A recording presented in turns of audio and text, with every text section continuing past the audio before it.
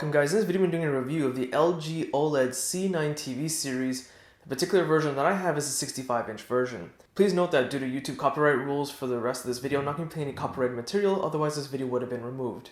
The remote is a bit on the bulky side, but is comfortable to hold. It's great that there's a ton of buttons accessible on it, but this works kind of against it as there are too many buttons. The remote should have been a bit more simplified. And this should have been easily achievable, especially since it's a magic wand remote. This means it works like an actual pointer, and it's incredibly accurate. It's really well done. With this technology, it's fast and easy to navigate the many options on the TV, which defeats half the purpose of having such a busy remote. Going over to the TV, the body is one of the biggest selling points. The bottom base is only a few centimeters thick, but the top half is only a few millimeters thick. This is something amazing to show off to guests and easily makes the whole TV a conversation piece, especially if wall mounted. If you're placing it on a stand, it still looks really sleek, especially with the way the base is designed. It has minimal height and is just hardly noticeable. Just know that the stand is quite heavy. I believe that was done purposely to hold the TV in place, since the TV itself is bottom heavy. On the back of the stand is a nice little touch with a cable management tray which you can open and close up. So going back to the body, the bezels are almost non-existent on the screen, and thanks to that it provides that much greater effect of being immersed in the picture that you're watching. Powering everything is LG's Alpha 9 Gen 2 intelligent processor. So the Think AI is basically LG's AI that works across a whole bunch of LG devices, including this TV. What it tries to do is calibrate the TV and the picture that's being played live as it's happening to provide the best picture quality possible. In addition to this, it also tries to recommend best suited apps for you on the home screen at the bottom, which I'll demonstrate later on, as well as some of the best recommended content in your Netflix preview or Disney Plus preview. And I have to admit, for the most part, when it comes to color calibrating and recommending content, it does a pretty good job. So as a media player, this TV does almost everything you would need. You probably don't need to connect a third-party media player. It supports 4K HDR content, and I've noticed that compression even at H.265, which is really pushing the TV hard, but it can handle it. Yes, it can also handle 4K content at H.264 compression, and for 264 and 265 compression, that can be an MP4 or MKV file format. And if for some reason, if the native media player app in the TV can't handle it, there's always Plex built into it. So in terms of connectivity, it does support Wi-Fi 5. I do wish it would have supported Wi-Fi 6 instead. Not a big deal, but just something to mention. It does have Bluetooth capabilities, so it means you connect, say, a headset for private listening, very quiet listening, Bluetooth and mouse capability. And having a keyboard and mouse connected is great because there's a full-blown web browser built into the smart functionality, which also works pretty decent with the Magic Wand remote, but keyboard and mouse is just always better. This all sounds and looks great from a hardware perspective, but what about picture quality? Absolutely amazing. The C9 series is one of, if not the best picture quality TV series you can get right now on the market. And that statement sticks even with 8K TVs on the market? Yes. In fact, I have another video, I'll put a link in the video description, in which I compare this TV to a 65-inch Samsung QLED Q900R 8K TV. And in that video, it's a perfect example detailing why quality of technology is superior to quantity of pixels. Definitely worth checking out. Before we continue, I just want to mention that the LG OLED has a very strong advantage compared to other TV technology on the market. The reason being is because when there's dark video content playing and it has anything that's black in the picture, the screen actually will make it truly dark black because the pixels turn off. Anything that needs to be lit up, the pixels will actually light them up individually, so you don't get any annoying backlighting effect that ruins the dark content. Now you might be thinking there's not a lot of dark video you watch, but there actually is. You just don't realize it until you think about it. Let's go over a quick list. Let's say the Dark Knight trilogy, Star Wars movies because a lot of them have space battles and whatnot, the Lord of the Rings trilogy, a whole bunch of TV shows like, Marvel TV shows, in fact, Marvel movies, DC movies. There's a lot of content shot in the dark, you just don't realize it at first. So when it comes to dark content performance, let's compare the LG C9 against the Samsung 8K QLED Q900R 65-inch. So the LG's on the left and the Samsung's on the right. So I have both TVs side by side as I wanted to show you guys a quick glimpse of what it's like to have both TVs emitting white colors, which is kind of like a starry effect in this kind of space theme, because it has a dark black theme background because it's an outer space theme, as well as some colors that are being emitted from both TVs, and as well as performance on backlighting technology and how it emits the black color. So digging deeper on just focusing on the LG OLED, the star effect you get is clearly visible, much more noticeable than the Samsung QLED. The blacks are true blacks because again the pixels are completely off. The stars are very easy to see. the colors being emitted in this type of warping effect, bright, colorful, very easy to see all the colors. And then lastly, this little starry effect with the different colors being emitted look great. Again, the background is still completely pitch black. Switching over to the Samsung QLED, I know you guys can't see anything with the camera lens. It looks like it's off. It's actually on. With my own eyes, I can barely see the stars. It's extremely difficult to see. Switching over to this kind of warping effect where you're kind of traversing through all these colors. Yes, you can actually see them through the camera lens this time, but the colors being emitted are a lot tougher to see on the Samsung 8K QLED compared to the LG OLED. And then lastly, switching over to these colorful stars, again, you can kind of see the colors. They're a lot more easy to see compared to the stars. However, what I'm noticing is that the background is emitting a lot of white coloring because its backlighting technology is trying to emit black colors, which works against it because you're getting like these white streaks all over the place in the background. This has a big impact on picture quality, believe it or not, for dark video content on LCD, LED, and QLED TVs. Because when there's like a fire pit or a lamp in a dark video setting, they have like a light bloom effect, which means that there's more glow around the light source than there should be. On the LG OLED, the light bloom effect is very minimal, so you're getting more crisp detail between where the colors should be separated. There's no overlapping of colors and blurring the picture in dark video content. General color and picture quality is absolutely amazing. There are still some people that argue the difference between 1080p and 4K isn't that noticeable, but when you're getting around the 55-inch mark and bigger is definitely noticeable, and the LG OLED C9 series really demonstrates the true quality that you can get out of 4K content. Helping all this is the fact that the TV supports Dolby Vision and HDR10. HDR content looks absolutely superb.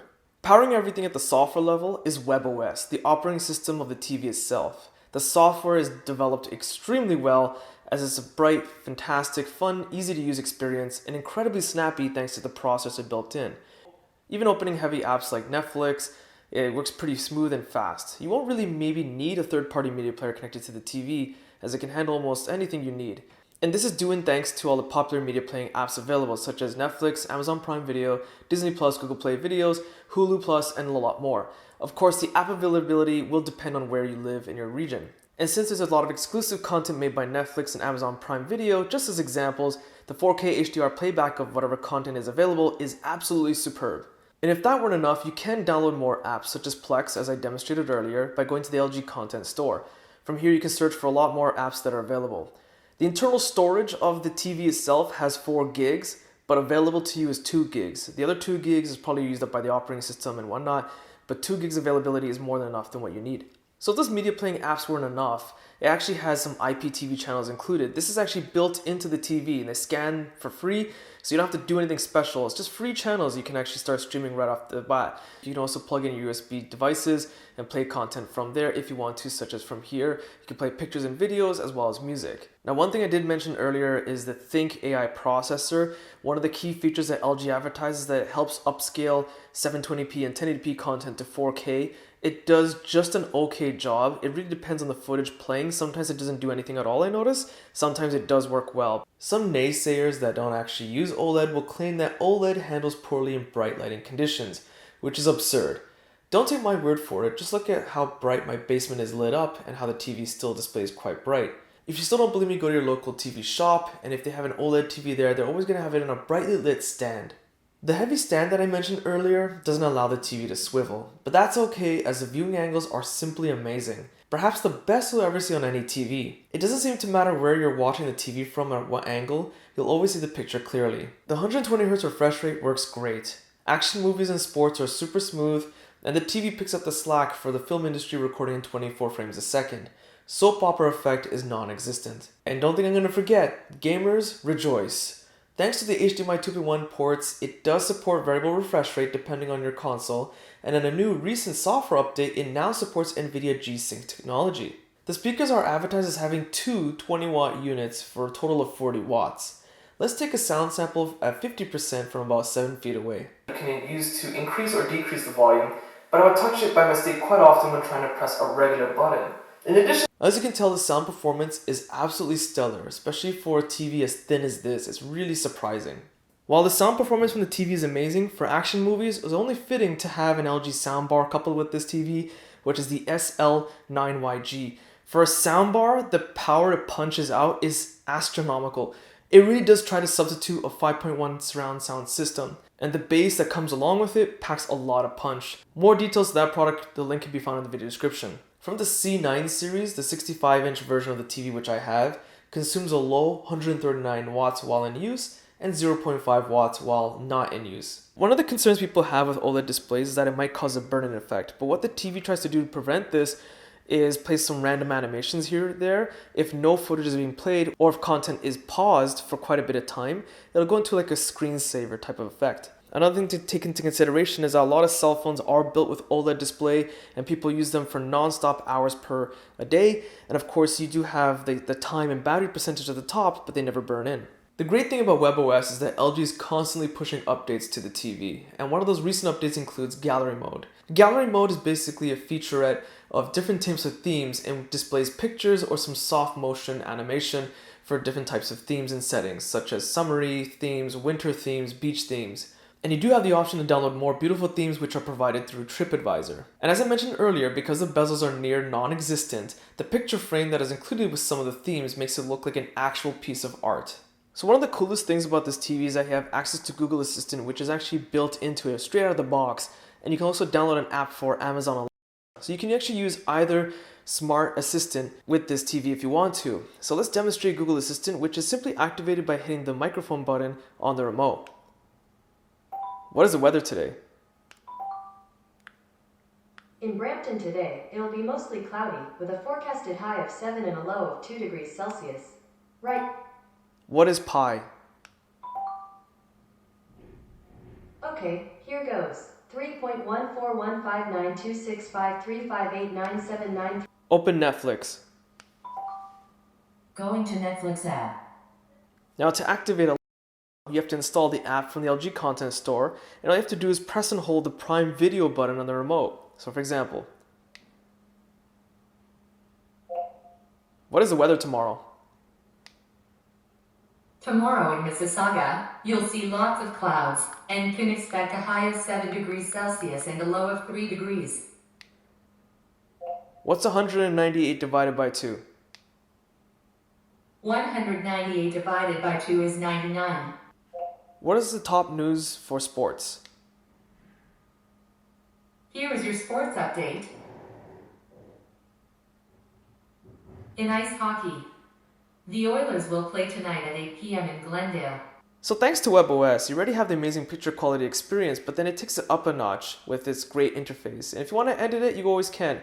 Add additional apps to the main screen, or edit them around and move them around if you want to. Again, as you can see, it tries to recommend apps in order of most frequent use, but you can customize it heavily. All ports are behind the display panel. On the left side, there are 3 HDMI ports and 1 USB port.